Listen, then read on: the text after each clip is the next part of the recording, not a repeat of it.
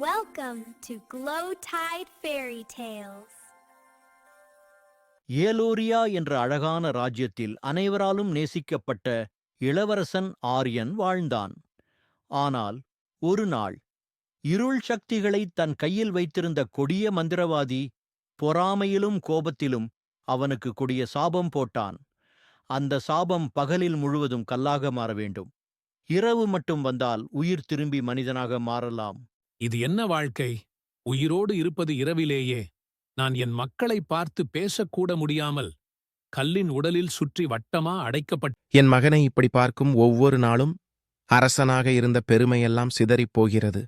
நான் உதவ முடியாம இருக்கிறேனே என்ற துயரம்தான் அதிகம். அவன் கண்கள் கல்லாக மாறுவதற்கு முன் என்னை நோக்கிப் பார்க்கும் அந்த ஒரு பார்வை, அது என்னை நொறுக்கிவிடுகிறது. யாராவது அவனை மீட்டுக் கொடுங்கள்.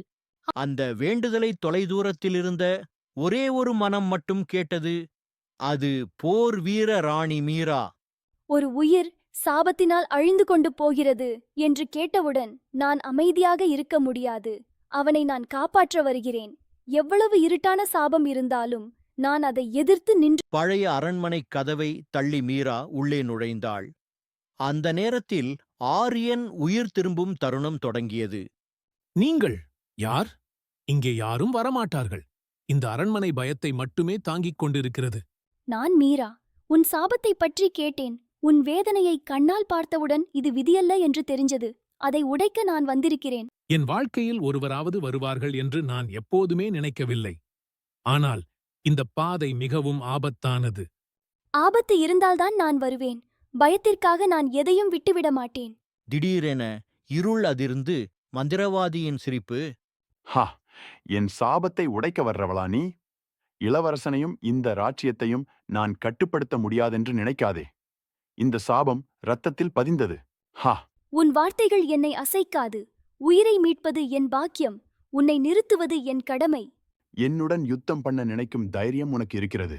ஆனா அதற்கான விலை மிக உயர்ந்தது. ராணியே! மீரா பயப்படவில்லை. அவன் சிரிப்பைக் கேட்டு ஒருபடி முன் வந்தாள். அவள் பழைய நூல்களைத் திறந்து பார்த்தபோது 3 சோதனைகள் சாபத்தை உடைக்க வேண்டுமென்று தெரிந்தது. இது முதல் சோதனையான தீக்குளம். எவ்வளவு எரிந்தாலும் நான் முன்னேதான் போவேன். நீ எடுக்கும் ஒவ்வொரு அடியும் தீயின் நடுவே. ஆனால் நான் இருக்கிறேன். இருள் வந்தாலும் நான் உன் பின்னால் இருப்பேன். தீக்கற்களை கடந்து வந்த பிறகு நிழல் காட்டின் இருளில் இருவரும் நடந்தார்கள். இந்த காட்டின் நிழல்கள். இப்போதான் என் சாபத்தின் உண்மையை நீ பார்க்க மீரா, பின்வாங்கு. நான் வேண்டுகிறேன். உன் உயிர் ஆபத்தில் உள்ளது. உன் உயிரை தியாகம் செய்ய சொல்லாதே ஆரியன். நான் உயிரோடு இருந்தால் உன்னை இப்படி பார்க்க முடியாமல் நான் செத்துவிடு. அவள் மந்திரக்கல்லை முழு வலியுடன் உடைக்கிறாள். பெரும் ஒளி வெடித்தது.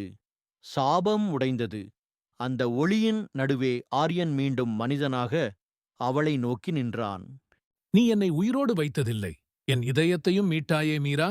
உன்னை காப்பாற்றியது என் கடமை இல்லை ஆரியன். அது என் மனசின் உறுதி. அவள் கண்களில் கண்ணீர். ஆனால் அந்த கண்ணீரில் மகிழ்ச்சி மட்டுமே இருந்தது. காலங்கள் கடந்து ராஜ்யம் இருவரின் திருமணத்திற்காக ஒளியில் மிதந்தது. மீரா, நீ இந்த ராஜ்யத்திற்கு கொடுத்த வாழ்க்கை, அதற்கு நாங்கள் நன்றி சொல்ல முடியாது. உன்னால் எங்கள் குடும்பம் மீண்டும் மீரா, எத்தனை இருளும் எத்தனை சாபமும் என் முன் நின்றாலும் நீ என் கையை பிடித்தால் நான் தளரமாட்டேன். என் வாழ்நாள் முழுவதும் நான் உன் பக்கத்தில்தான் இருப்பேன். ஆரியன், உன்னுடன் நிற்கும்போதுதான் நான் ராணி இல்லை, ஒரு பெண். அன்பால் நிறைந்த பெண். இந்த வாழ்க்கை முழுவதும் உன் சிரிப்பை பாதுகாப்பது எனது வாக்குறுதி. விளக்குகள் எல்லாம் ஒளிர்ந்தன. ராஜ்யம் மகிழ்ச்சியில் மூழ்கியது.